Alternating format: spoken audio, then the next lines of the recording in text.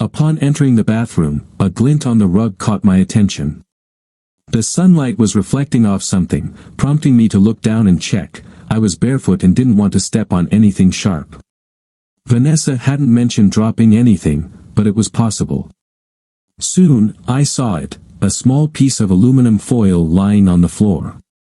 It was the backing from a strip of pills, the kind that usually stays attached but sometimes comes loose and falls.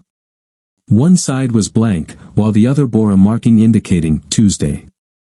Given that it was Wednesday, it meant this was from the previous day's pill. Neither Vanessa nor I were on any medication. We had both recently undergone medical checkups and were declared healthy. So why was there a pill backing in our bathroom? Initially, it was difficult to see because, without the sunlight reflecting off it, it blended almost perfectly with the rug. I picked it up and inspected it closely. The small piece of foil, which usually remains attached when a pill is pushed out, had come loose. I examined it carefully. One side was blank, and the other was marked Tuesday. Since it was now Wednesday, I assumed it belonged to Tuesday's pill, suggesting a daily medication regimen. I wasn't taking any medication. At 35, I was in excellent shape, and neither was Vanessa. We had both had our annual health checkups and were given a clean bill of health. So why was there a pill in our bathroom? I knew some pills had to be taken daily, like contraceptives, which was the first thing that came to mind. However, Vanessa wasn't using contraceptives, or so I believed, since I'd had a vasectomy 2 years ago. Besides, she didn't suffer from menstrual cramps. So why were there pills? For a brief moment, I wondered if she was hiding a medical condition, but we both had recent checkups, and everything was fine. The piece of foil suggested there were more pills. So I shut the door and started searching while Vanessa was still in bed. Eventually, I found them hidden at the back of a tampon box, inside an aspirin container. The pills were the same type she used to take before my vasectomy when we decided not to have more children.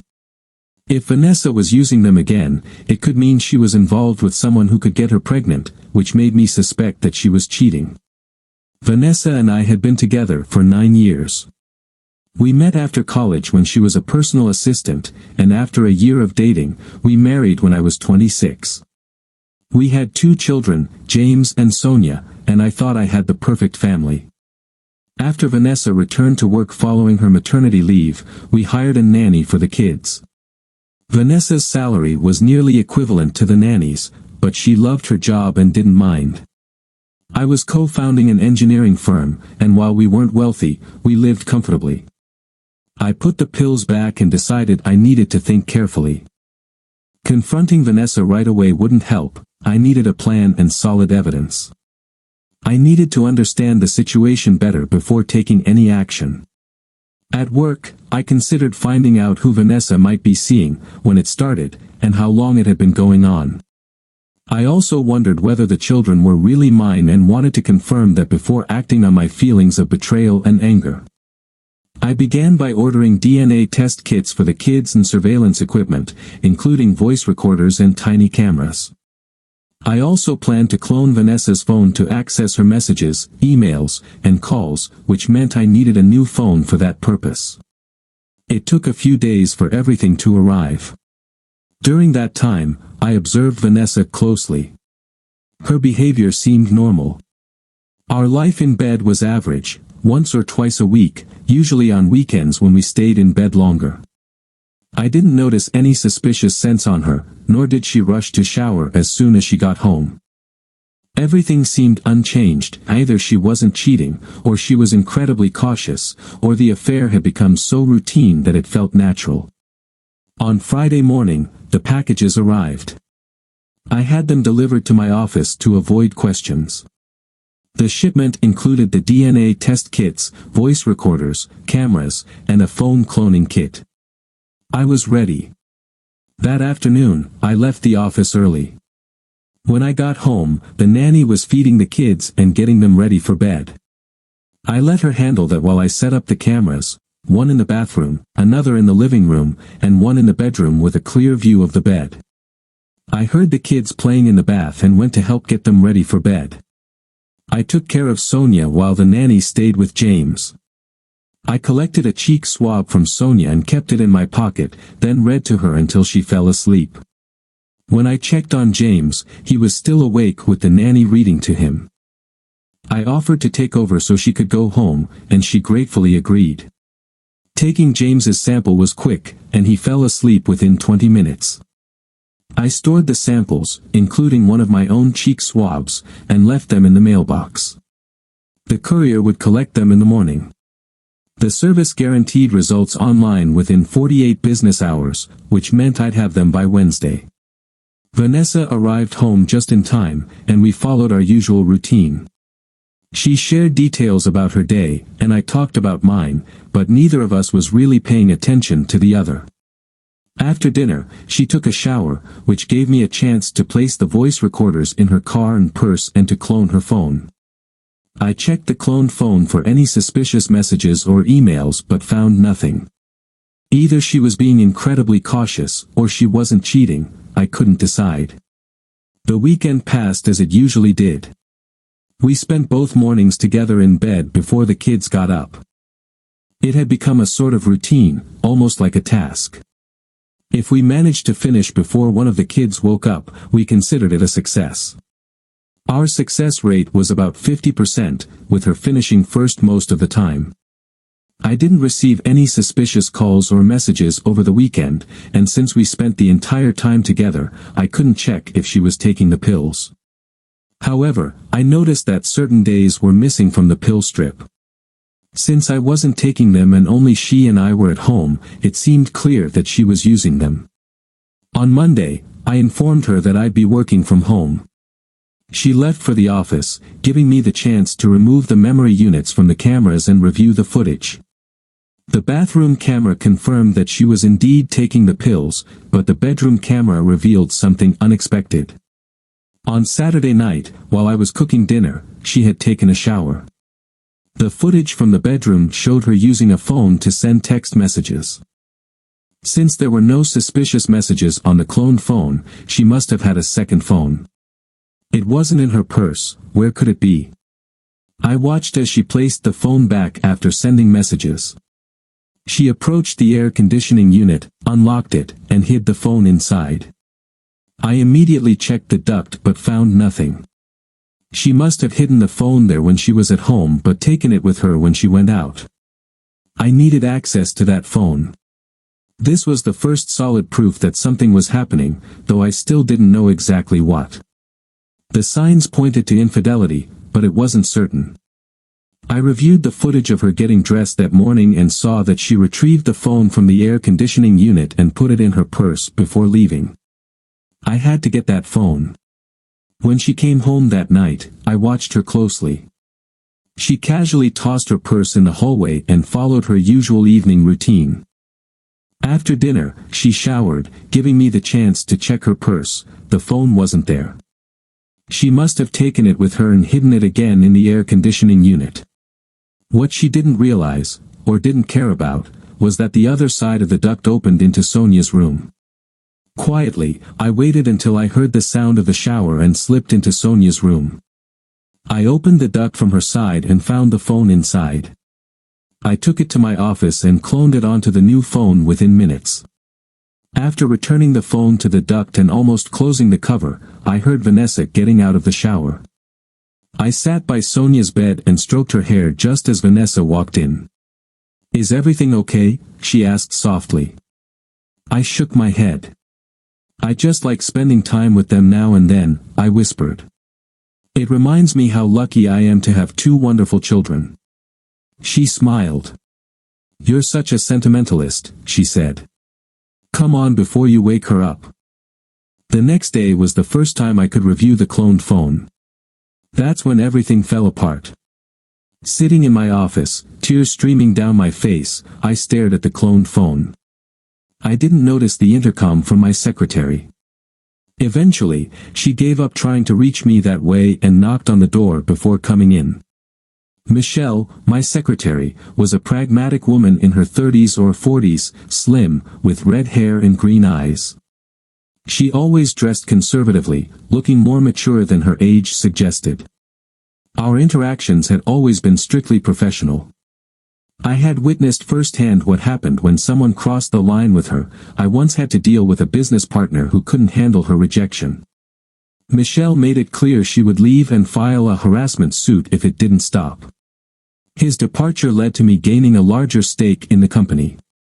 When Michelle saw me upset, she paused for a moment before stepping into my office and closing the door.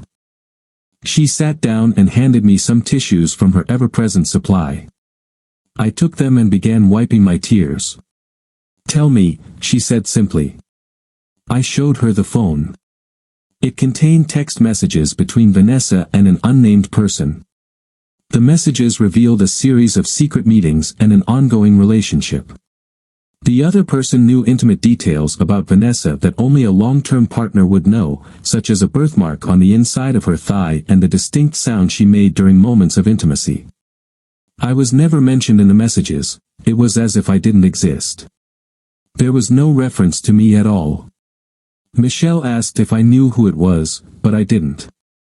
She then asked how I had found out, so I explained about finding the silver tab and the pills. As I spoke, I noticed she was holding my hand for the first time. Michelle mentioned that we needed more details and reminded me that the DNA test results for the children would be ready by Wednesday. She asked if I could hold it together until then. I wasn't sure, and she understood. She told me that the Portland office urgently needed me and had booked the next available flight, arranging my return for Thursday. When I said I couldn't focus on that, she instructed me to tell Vanessa I had to deal with an issue in Portland and would be back on Thursday. Michelle sent a text to Vanessa, who quickly replied, asking me to let her know when I arrived. Michelle glanced at my phone with a small smile and then called someone named Lorraine to coordinate a meeting. She then told me to go clean up. Her tone and the fact that I was almost conditioned to follow her orders in the office made me comply immediately. When I came out of the bathroom, she was holding my jacket. "Where are we going?" I asked. "You have a meeting with an old friend of mine," she replied. I went with her. It turned out Lorraine was Michelle's best friend and a divorce lawyer. She had handled Michelle's divorce when her husband cheated on her with a coworker. Michelle explained the situation to Lorraine while I sat there, stunned. It felt surreal. Lorraine, clearly experienced in these matters, turned her attention to me once she had gathered enough information. "Gary," she said. I thought she was addressing someone else until I felt a light tap on my cheek. Michelle had nudged me, snapping me out of my daze. The look of surprise and amusement on Lorraine's face quickly faded as she regarded me seriously. "Gary," she repeated. I nodded. "Do you have any idea what you want to do about this?" My engineer's mindset kicked in, and I began thinking of a plan. "End things with both of them," I said. I expected Michelle to be shocked, but to my surprise, she smiled. "All right," Lorraine said. "I understand your frustration, but unfortunately, that's not an option, it's illegal. However, there are legal alternatives. Let's go over them before we start. Just so you know, I'm presenting your options, not suggesting any of them, that can come later. Your first option is to do nothing. From what I gather, you had a good life before all of this, and it doesn't have to change. You can continue as if you don't know anything. Your second option is an amicable divorce. You would file for irreconcilable differences, split your assets, the company, the house, and the 401k. Since she earns less, you'd probably have to provide support for a few years and for the kids until they finish school. Your third option is to go all in and file for divorce on the grounds of adultery. If the kids aren't yours, you could also sue for falsifying birth certificates. You could even take legal action against the other person for alienation of affection if they're married or a coworker. Many companies these days have strict policies on workplace relationships. If the other person is married, you could disclose the affair to their spouse. If they knew about the situation, we might have a case against them too. If not, it might help them with their own divorce. You could go public with it, tell everyone, friends, family, colleagues. If she's part of any group or church, inform them too. Going nuclear would mean protecting your assets by selling your share of the company to an offshore trust, mortgaging the house to extract as much equity as possible, and liquidating your 401k. Use the funds to splurge in Las Vegas. My mind was racing. I immediately understood her point. Option 1 wasn't feasible. I wasn't going to be anyone's fool, especially after unknowingly being one for so long. Option 2 was also unacceptable. I had invested too much in building the business and our lifestyle. There was no way I'd give up half of everything and continue to support her while she was with someone else. Option 3, I said. Let's go nuclear. Lorraine nodded. All right, I'll start preparing the necessary documents. I recommend discreet surveillance of your wife to gather more details about who she's seeing, when, and where. We need more evidence. Can I keep this phone? It's more useful to me than to you. I nodded and handed her the phone. Michelle and I left Lorraine's office, and she drove me to a small, family-owned hotel where she checked me in. Take a shower and order some room service, she instructed. It was clear she was in charge. I complied with her orders on autopilot. My entire world was falling apart, and yet there I was, in a hotel room, ordering room service as if on vacation. It was the only way I could manage the overwhelming stress. 9 years of my life felt like a waste. What hurt the most was how unaware I'd been of everything. How had I missed what was going on? Who was she seeing? Was it her boss, the person she returned to after each maternity leave? She claimed it was for work and freedom, but was that true, or could she just not stay away from her lover for long?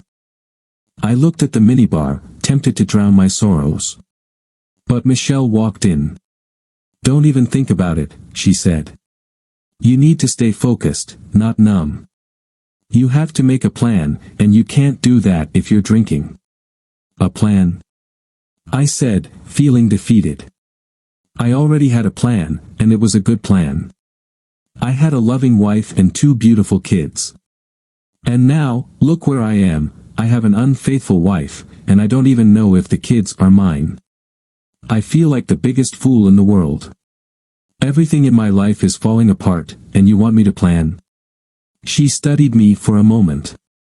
I expected some sympathy or even a hug, but instead, she checked her watch. All right, she said firmly. Pity party's over. How many times did you face obstacles while building the company? How many times did things not go as you expected? What does that have to do with this? I asked.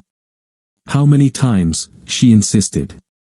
I don't know, I admitted. Many. Like when the patent office lost our application for the reverse thread screw and we barely lost out. Or when the bank tried to foreclose early due to pressure. Exactly, she interrupted. When did you give up in those situations? That was different, I said. How? She asked. What made those situations unique? I had something to fight for back then, I explained. I had a family depending on me.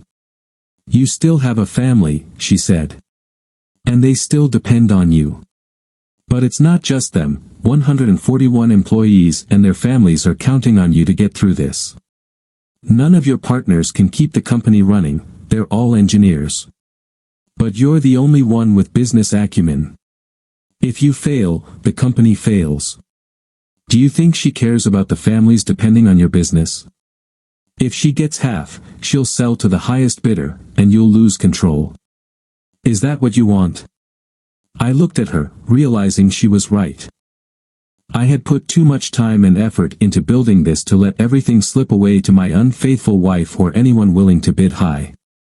I needed to organize everything to secure the future for myself and the rest of my family. If the children turned out to be mine, I would make sure they were well taken care of.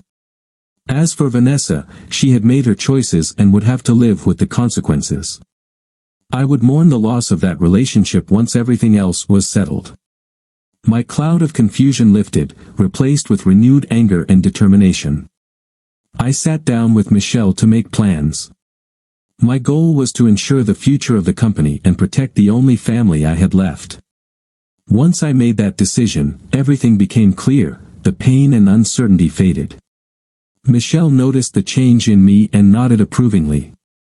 "That's the Gary I need now," she said. "The one who plans ahead."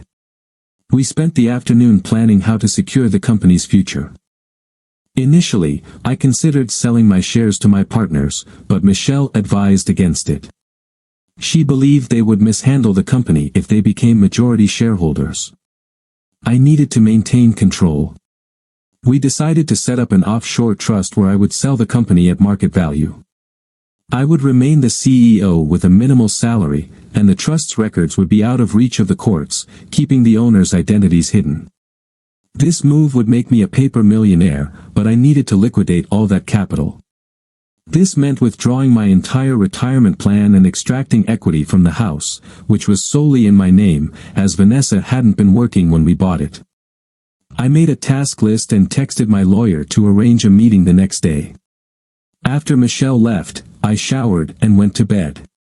Despite expecting a restless night, I fell asleep quickly and woke up to my phone's alarm. I found a message from Vanessa. "You didn't let me know you'd arrived. Is everything okay?" "Sorry, I was working late and fell asleep. Things are going well. I should be back by Thursday," I replied. "Okay, see you then. I love you." I couldn't summon the energy to respond. I simply couldn't type those words. Michelle knocked on my door a little after 8 a.m. I had taken another shower and was considering going out for breakfast. "Breakfast," she said, gesturing for me to follow. We went to a nearby cafe and sat at a table, enjoying pancakes with bacon and maple syrup. Part of me wondered how I could appear so calm, as if my world hadn't fallen apart and my heart wasn't shattered. I reasoned that the full impact would hit me once everything calmed down. I wasn't looking forward to that moment. But for now, I had tasks to focus on. "Brian Spencer," Michelle said, naming my attorney. "He called and said he can see us at 10. We should go to your bank first to withdraw the funds from your 401k and release the house's equity before heading there." "I understand why consolidating my funds makes sense," I said. "But won't the court order me to pay half of everything if there's a record of all that money?" "Only if you still have it," Michelle said with a smile. "That's where Las Vegas comes in. Once you've withdrawn all that capital, spend a week in Las Vegas and use it up. Do this before you file for divorce. When the court assesses your finances, you'll appear broke or even in debt. The bank may foreclose on the house, and your salary will barely cover living expenses. That's assuming the kids aren't yours. If they are, you can put the entire 401k into a trust for their college funds, and Vanessa won't be able to touch it. You might even end up earning more than she does and could potentially get alimony." "When will the DNA results be ready?" I asked. "The company said the results should be available online at some point today," I replied while checking my phone. I saw the email from the company, found the link, and opened it. The page began to load, but I put the phone down on the table. I wasn't sure if I was ready to see the results yet. "Can I?" Michelle asked. I handed her the phone. She took it and swiped through a couple of screens. I watched her face, trying to read any reaction. Finally, she looked up from the phone. "They're not ready yet," she said. "The update says they should be available within the next 12 hours. I exhaled a breath I hadn't realized I was holding. "Let's go," she said, standing up. "The bank should be open by now." Releasing the house's equity and withdrawing my 401k funds was surprisingly quick. I closed all our savings accounts, including the kids' college funds, and transferred the money to an account I had opened solely in my name. The only account I left untouched was the joint account we used for daily expenses, which had less than $10,000 anyway. My lawyer, although not exactly halting our plans, added a significant but useful twist when we discussed our strategy. "You're overlooking one detail," he pointed out. "You have a prenuptial agreement." "I do," I responded, surprised. I hadn't been aware of that. "It was a requirement of the partnership agreement when you started," he explained. "All partners needed to have a prenuptial agreement to protect the company in case of relationship issues. It only safeguards the company, so she can't claim the company's assets in the divorce. You're considered an employee, so she can only claim your salary and 401k. What I recommend," he continued, "and I hope I'm not disrespecting your divorce lawyer's plan, is reinvesting all the house equity and your 401k back into the company. Consider buying out one of your partners. I know Robert has hinted at wanting to sell his share. You don't have enough to buy it outright, but you could take out a loan from the company's pension fund to cover the difference. The loan payments would be deducted from your salary, which would lower your income for asset evaluation purposes. Since everything else would be tied to the company and therefore protected, she wouldn't be able to touch it. Your credit rating might take a hit when the bank forecloses on your house, and you'll lose half of what's left in your bank account, but she won't get anything more. We can also adjust your salary so that it's lower than hers, which might even result in her having to pay you alimony." "What will I live on?" I asked. "If my entire salary goes to loan payments, how will I cover living expenses and food? Besides, I have 2 kids to take care of." "Let's hold off on making decisions about the children until we have more clarity," he interrupted.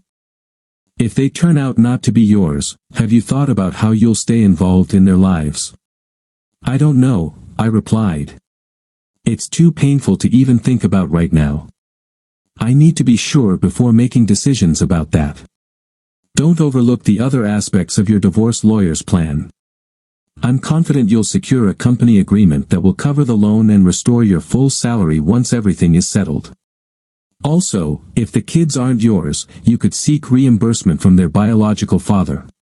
This would be addressed after the divorce and wouldn't affect your divorce settlement. Can you contact Robert and see if he's interested in selling his share?" I asked. "I'm not sure I can handle that right now." He agreed. "I'll reach out to him and let you know what he says." We shook hands, and as we left his office, I felt a sense of relief. Things were starting to fall into place, which was comforting. But then I remembered the reason behind these plans, and the relief was replaced by a deep ache in my chest. While we had lunch at a cafe, I hesitated to check my phone again. All I could do was click on the link in the email and hand the phone to Michelle. I watched her closely, hoping her reaction would reveal whether or not I was the father. "I'm so sorry, Gary," she said softly. It was the first time I'd seen such compassion from her. She handed me the phone, and I read the results myself. Neither of the children was biologically mine, although they shared the same father, and it wasn't me. The shock of losing both children was overshadowed by the fury I felt over the betrayal. Not only had she deceived me about the children, but she had also convinced me to get a vasectomy, leaving me unable to have my own biological children. "Gary." Michelle's sharp voice brought me back to reality. "This is not the time or place for this. Stay calm. We will get through this. I promise." I took several deep breaths to calm my anger. I had been so enraged that I even considered hiring someone to take out the man who fathered the children I thought were mine. Michelle took control again and guided me out of the cafe. "Lorraine called," she said. "She wants to see you." We headed to Lorraine's office, and when we arrived, her expression was serious. "I have a preliminary report from the private investigator," she said. "It seems Vanessa didn't waste any time. Someone stayed at your house last night, but we couldn't see inside." "I have cameras installed in the house," I responded. "I can swap out the memory cards and review what happened." "Good," Lorraine said. Do it now, and then we'll make a plan. The information on those cards will be crucial. The nanny will be there, I said. I can't go back, I'm supposed to be out of town for work. Lorraine checked her phone. The nanny is at a play center with Sophie and James, she said. I'll keep an eye on her and let you know if she leaves. My house was about a 30-minute drive from Lorraine's office, and Michelle drove quickly. We arrived without issue, and I swapped out the memory cards from the cameras. I glanced around the house but didn't notice anything out of the ordinary. Then we returned to Lorraine's office and reviewed the footage. I decided not to watch the bedroom footage, I couldn't bear to see what had happened there. I recognized the man immediately when he entered the house. It was her boss, Bill Wright, the man she'd worked for throughout our entire relationship. What nearly broke me was how he arrived at the house. He had his own key and entered smoothly. When James saw him, he exclaimed, "Daddy Bill," before running to hug him. That was my breaking point. I collapsed in tears, unable to watch any more. Lorraine watched as I fell apart, and Michelle, for the first time, comforted me, holding me as I cried. It took a while, but I eventually pulled myself together. "Do you need a moment?" Lorraine asked. I shook my head. The pain had eased slightly, and anger was starting to take its place. "What's the next step?" I asked. "I already have a copy of your wife's company's employment terms," Lorraine said. "There's a non-fraternization policy, so you have a case against the company for failing to enforce it. Since the person your wife is involved with is a high-level executive, the company can't claim ignorance." We shared with Lorraine the advice my company lawyer had given me, and a wide smile spread across her face. She called the lawyer and requested copies of the prenuptial agreement, which he sent over immediately. "This is perfect," Lorraine said as she reviewed the prenuptial agreement. "Forget everything I said earlier, your lawyer's plan is spot on. If your partner wants to sell, buy his share. Invest all your available funds into the company, this will protect it from Vanessa. We can file claims against her company for not enforcing the non-fraternization policy, pursue alienation of affection claims, and hold her accountable for falsifying information on a birth certificate, as well as seek reimbursement for child-related expenses.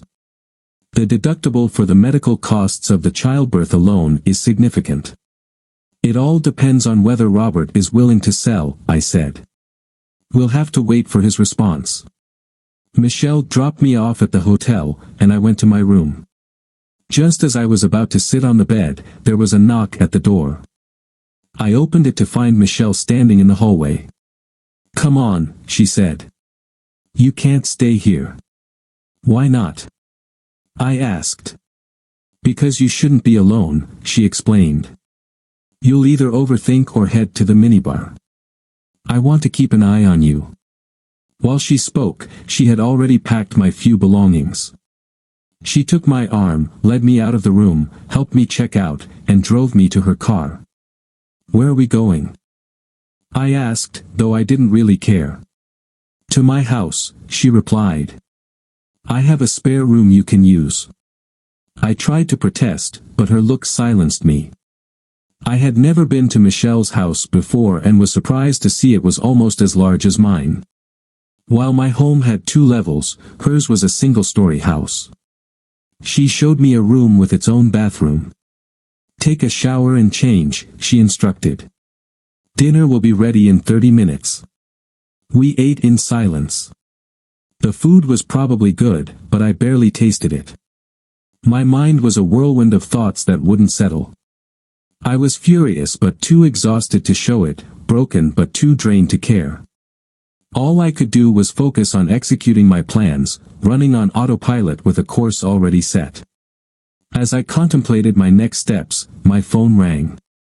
I jumped, hoping it wasn't Vanessa. It wasn't. "Hello, Robert," I answered, my voice flat. "Why?" was all he said.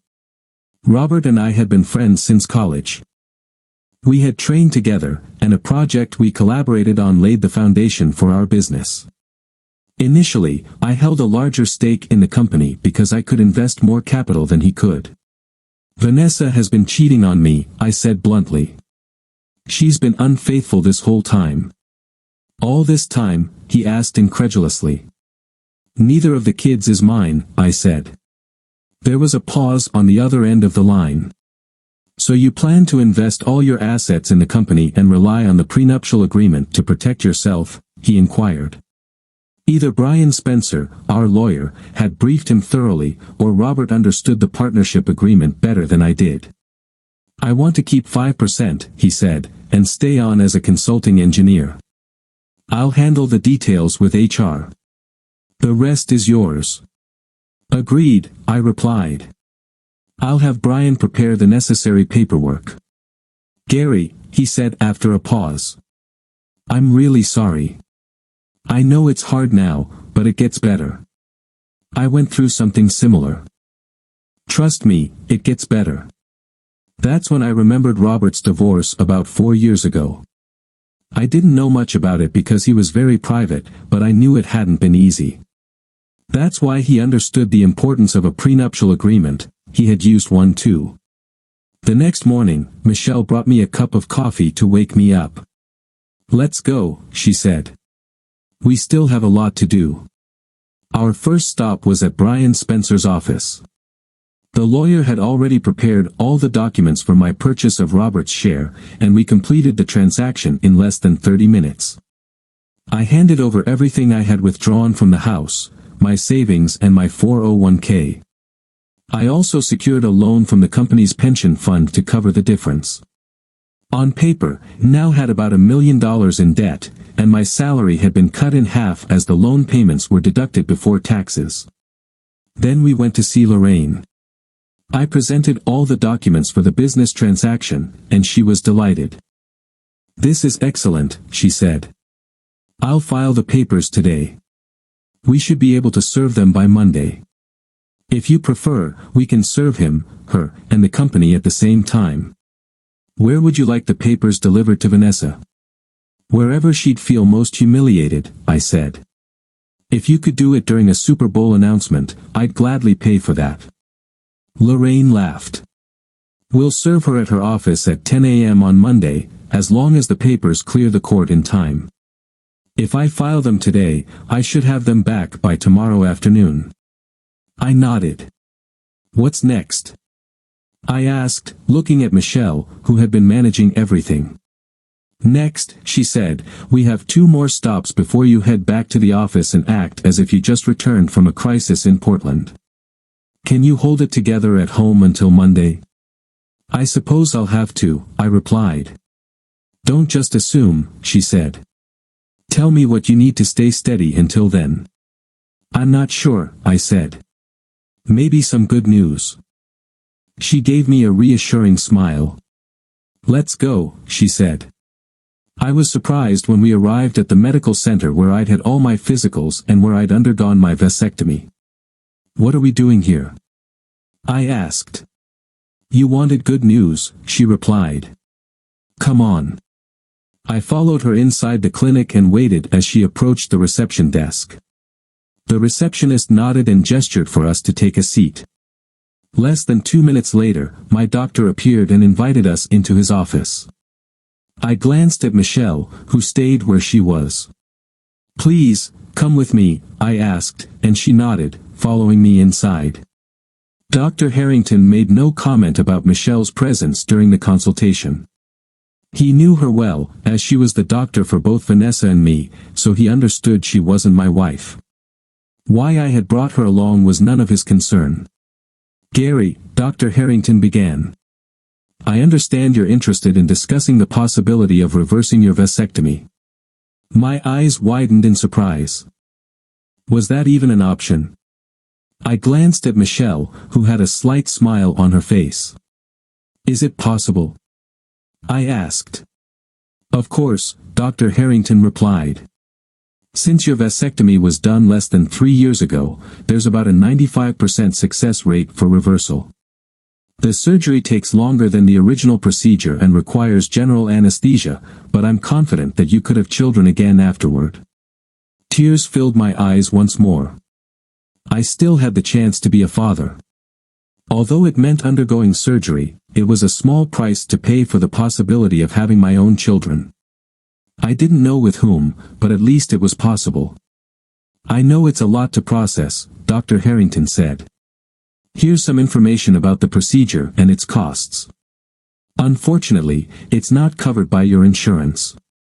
If you decide to proceed, let me know, and we can schedule an initial evaluation. Thank you, Doctor, Michelle said, taking the information. We'll be in touch. I stood up as well, letting Michelle guide me out of the clinic and back to her car. Is this what you call good news? She asked with a soft smile. On impulse, I hugged her tightly, resting my head on her shoulder. Thank you, I said. I quickly realized what I had done and pulled away. I'm so sorry, I mumbled. It's okay, Michelle said softly. We both got into her car. One more stop, and then we'll head back to the office, Michelle said. I had visited Bill's house several times during Vanessa's employment with him. He and his wife, Stephanie, lived in an upscale neighborhood on the outskirts of town in a gated community. They had hosted a few company events there. Why are we going here? I asked. Michelle got out of the car and walked to the front door. I followed her. There was no need to knock. Stephanie had already been notified by the security guard who let us into the community and was waiting at the door. Gary, Stephanie said as she greeted us. You must be Michelle, his secretary. You're the one who called. Yes, that was me, Michelle replied. Please, come in, Stephanie invited us, leading us to a room that appeared to be an office just off the foyer. I had never been in that room before, but the photos on the desk and walls made it clear it was Bill's office. Stephanie sat behind the desk and gestured for us to sit as well. How can I help you? Stephanie asked, looking directly at me. I sat there, unable to speak, just staring at her. Did you know? I finally managed to ask. Stephanie sighed deeply. I suspected, but I had no concrete proof. If I had, I would have taken action against him for every penny he has, she said. Join the club, Michelle muttered. Do you have proof? Stephanie asked. I nodded. I have proof that neither of the children is mine, that they have a different father. I also have video footage of him and Vanessa in my home and my son calling him Daddy Bill, I said, my throat tightening as I struggled to finish. Overwhelmed, I paused. Oh, Gary, I'm so sorry, Stephanie said.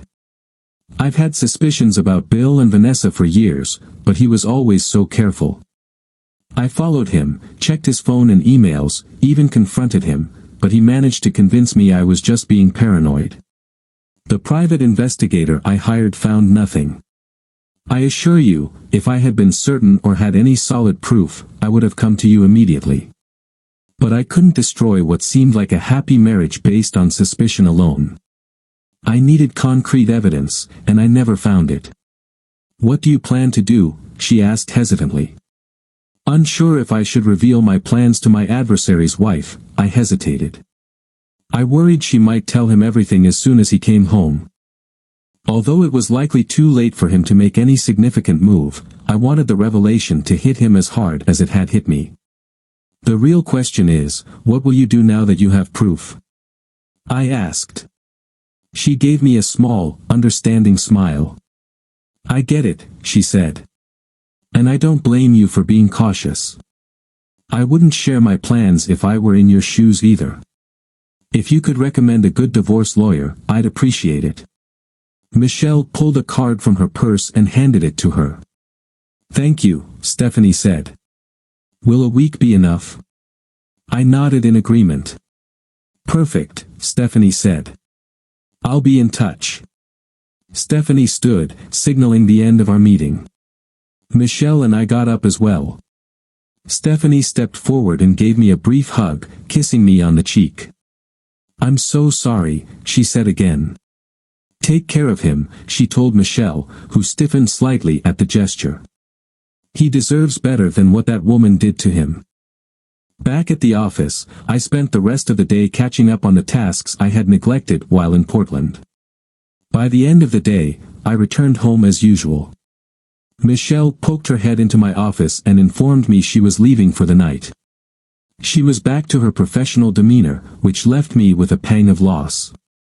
I thought we were getting closer, but maybe it was just my imagination. I told her good night and thanked her for all her help. I stayed late at the office, trying to catch up on work I had left unfinished. Around 8 p.m., a message from Vanessa appeared on my phone. "What time will you be home?" "Probably in an hour or two." "I need to catch up after my trip," I replied. "I'll probably be asleep by then since I have an early start tomorrow. Love you." I couldn't bring myself to respond to that message. I kept working until almost 11 p.m., hoping Vanessa would already be asleep when I got home. The less interaction I had with her, the better I felt. When I arrived home, the house was dark, and everything seemed normal. I checked on Sonia and James. They were both asleep, looking as adorable as ever. A wave of emotion hit me, and I had to retreat to the bathroom to cry. I didn't want Vanessa to see me so affected by children who weren't even mine. I still hadn't decided what to do about them. It seemed unlikely that either child would remember me if I chose to leave. Even though I had no obligation toward them, I loved them deeply. How could I walk away when just 48 hours ago, they were my children, my own flesh and blood, and my greatest pride? Now, they were just another reminder of my wife's betrayal. I decided to wait and see how things developed. Maybe the decision would come naturally. I lay down, trying not to wake Vanessa. It took forever to fall asleep, and when my alarm went off the next morning, Vanessa was already gone. The nanny was in the kitchen giving the children breakfast when I walked in. I looked at her, wondering if she knew what had happened. There was no way she didn't know by now. She watched me, probably laughing at the fool who couldn't even keep his wife happy, knowing the children weren't even mine, taking them to say goodbye to Daddy Bill like she used to with me.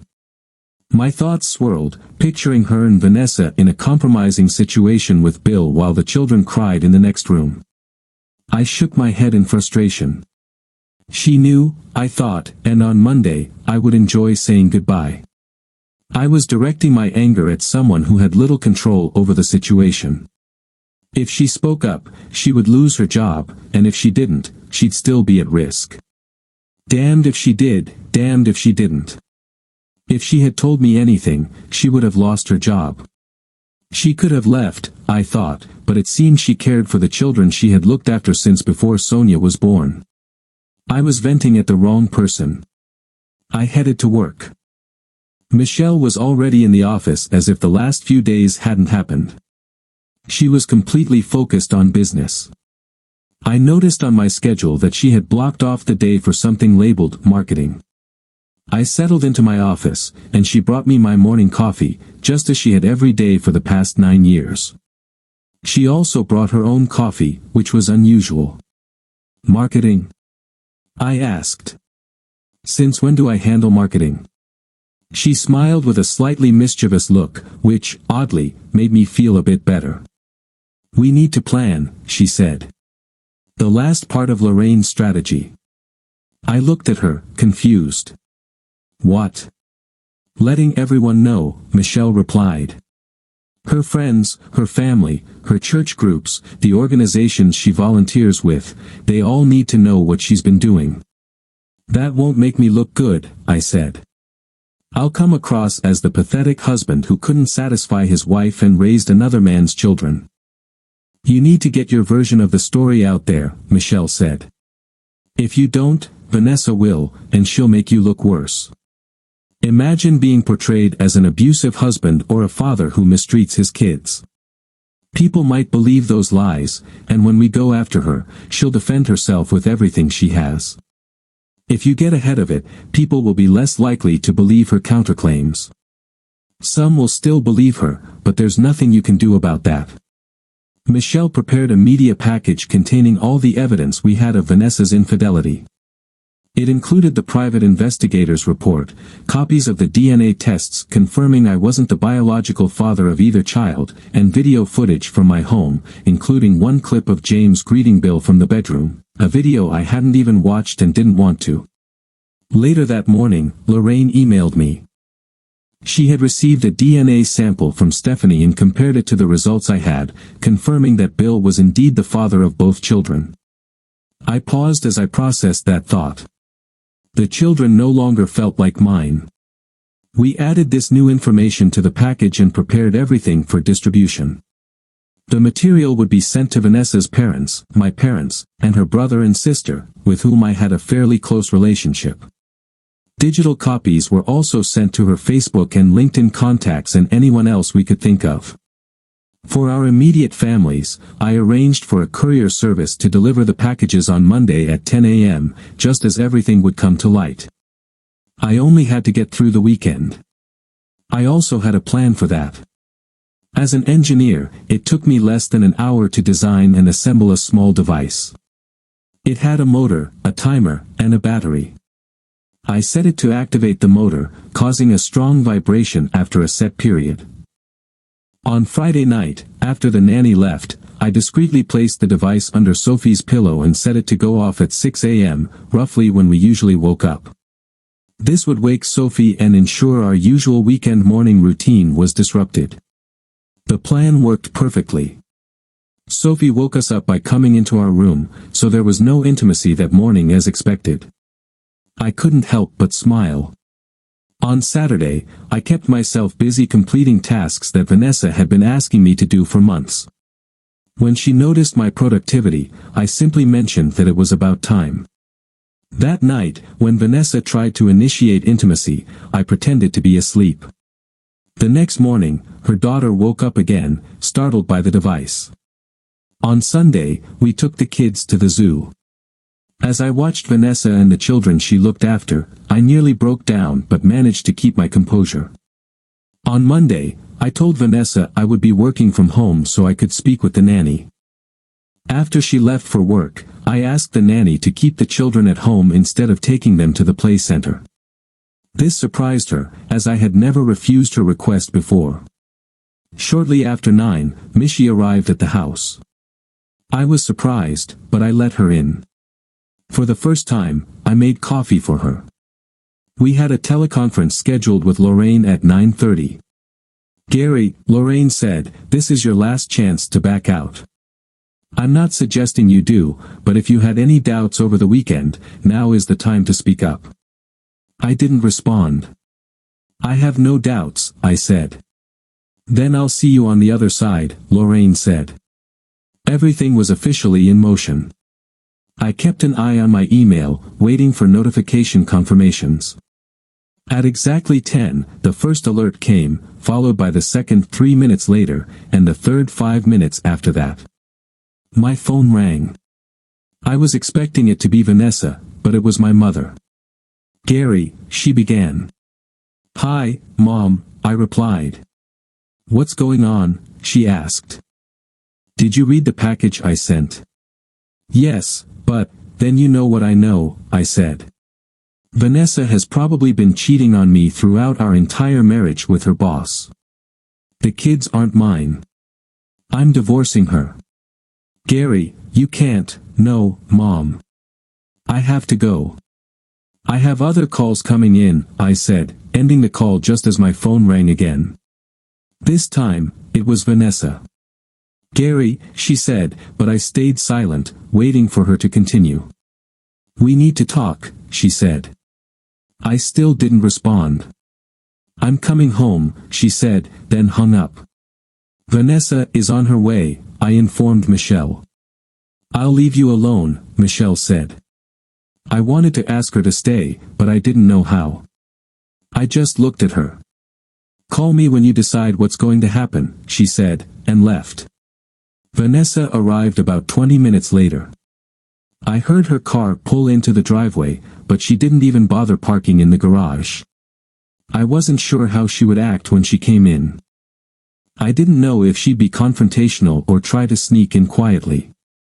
Instead, she walked straight into my office and sat down across from me at my desk. "Gary, I'm not interested," I interrupted. "You're not interested," she repeated. "No," I said. "I don't want to hear anything from you. You've lied to me for 9 years. None of the kids are mine, and yet you convinced me to get a vasectomy while you kept taking the pill so you could continue your affair with your boss, Bill." Her eyes widened in shock. "No, Vanessa," I continued, "I don't care what you have to say.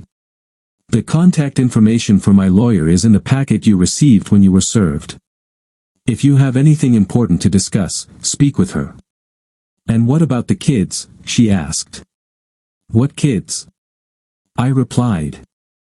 "I don't have kids, and if it were up to you, I never would." I wanted to ask why she did this to me, but I didn't want to hear another lie. I wasn't interested in her excuses or justifications. All I wanted was for this mess to end so I could pick up the pieces of my life and move on. I called the nanny into the room. I knew she could hear me from my office since it was right next to the living room. "You're fired," I said firmly. "Effective immediately. Pack your things and leave." "What? Why?" she asked. "Because you covered for her," I said, pointing at Vanessa. "You knew she was sleeping with her boss. I don't know if you were aware the kids weren't mine, but you definitely knew what was going on. I have video evidence of you talking to Bill about the kids. Now get out." "Gary," Vanessa interjected, "you can't fire her. I'm the one who pays her salary." The nanny looked gratefully at Vanessa. "Well," I said, "I've already informed the agency that you were involved in an affair, and I won't take legal action if they remove you from their list. So if Vanessa wants to keep you, she'll have to pay you herself and handle all your taxes, vacation days, pension, sick leave, and insurance." The nanny's face turned pale. Not only was she losing her job, but being taken off the agency's list would make it nearly impossible for her to find another position. Agencies shared information. "Now go," I ordered. She left quickly. "Did you really have to do that?" Vanessa said. "She didn't deserve it." "You're speaking again," I interrupted. "I told you I don't want to hear it. What I do want is for you to pack your things, take your kids, and get out of my house." "This is my house too," she protested. "Not according to the documents," I said. "It's solely in my name. Until the court says otherwise, get out." She flinched at my shout. James walked in. "Mom," Sonia said, I fell. Looking shocked and tearful, Vanessa stood up to attend to her daughter. I closed my office door and stayed inside while she gathered her belongings. A few minutes later, she returned with Sonia in her arms. "You're not going to say goodbye?" she asked. "Don't even start," I cut her off. "She's not my daughter, and he's not my son. Take them to Bill and let him care for his own children. They have nothing to do with me. Gary, get out." I heard the front door slam and Vanessa's car driving away. As soon as she was gone, I exhaled heavily. I was caught off guard when Mishi walked in and wrapped her arms around me as I broke down. She comforted me while I struggled to pull myself together. Losing my marriage, my children, and the life I knew was overwhelming. Mishi took over, handling urgent matters, and then we headed to the office where I was served with an emergency occupation and restraining order. I was now forbidden from entering my own home and could only retrieve my belongings with Vanessa's lawyer present. Confused and defeated, I moved into Michelle's guest room. My clothes were now in her closet, and my documents were in her office. The following week, my routine consisted of working and staying with Michelle, who kept everything strictly professional despite the comforting hug she had given me. We had a meeting with the lawyers from Vanessa's and Bill's companies. We were pursuing a significant lawsuit, far beyond the coverage of their $1 million insurance policy. The lawyers were all formal, while Lorraine, my lawyer, had a satisfied smile on her face. "What will it take to resolve this matter?" one of their lawyers asked. Immediate and permanent termination of the senior individual involved, with the loss of their pension, Lorraine responded. Also, they must agree to keep Vanessa on the payroll for at least 3 years and pay us $1.5 million. I wasn't paying much attention as the negotiations unfolded. In the end, they agreed to everything, but I would only receive around $50,000, which would cover a significant portion of my pension fund debt. All payments will be made after the divorce is finalized, Lorraine clarified, and they agreed. Lorraine stayed with us for the next meeting with Bill's lawyers. When I left her office, I was $500,000 richer. This amount would allow me to fully repay the pension fund loan and still have a substantial sum left. Although it would only be paid after the divorce was finalized. My last meeting of the day was with Vanessa's lawyers. Vanessa was present but avoided eye contact as I entered the room. Mishi and Lorraine accompanied me. Your client's financial statements in the divorce case are absurd, Vanessa's lawyer began. He is the majority shareholder and CEO of a company valued at around $20 million, not to mention the house assets, savings accounts, and the 401k plan. We propose, let me stop you there, Lorraine said, pulling out a stack of documents from her briefcase. The company's finances are not relevant to this divorce, as stipulated by the prenuptial agreement signed by both parties. My client recently made a significant investment in the company, using most of his savings, all of his 401k, and taking out a loan against the house. He also borrowed from the company's pension fund. One of the partners wanted to sell their shares, and it was crucial to prevent those shares from falling into the hands of a competitor who had been trying to acquire the company for years. Given that the pension fund loan has reduced his salary, he now earns less than your client. I will be requesting spousal support from the court while he adjusts. And what about the kids? Vanessa's lawyer asked. There is DNA evidence proving that those children are not his, Lorraine stated. Vanessa falsified the birth records to list my client as the father with fraudulent intent. We are also exploring damages for serious harm, as she convinced him to undergo a surgical sterilization under false pretenses, making him believe he was the father. Alternatively, Lorraine continued, your client can sign the divorce settlement as it stands, pack her belongings, and leave the marital home. She will receive half of the joint account, which currently holds $94,431. Vanessa's lawyer reviewed the documents and the prenuptial agreement, then looked at Vanessa for the first time. She glanced at me. Gary, please, she began. 9 years, I interrupted. 9 damn years you lied to me every single day. There's nothing you can say that I want to hear. Vanessa looked at her lawyer and nodded. Then she signed the documents. I wasn't present when she moved out. Instead, I received an email from her lawyers informing me that the restraining order had been lifted and the house was officially mine. I could move back in whenever I wanted. I thought about it but decided not to. I put the house up for sale. While it didn't cover the full amount owed to the bank, I made up the difference and settled the accounts with them.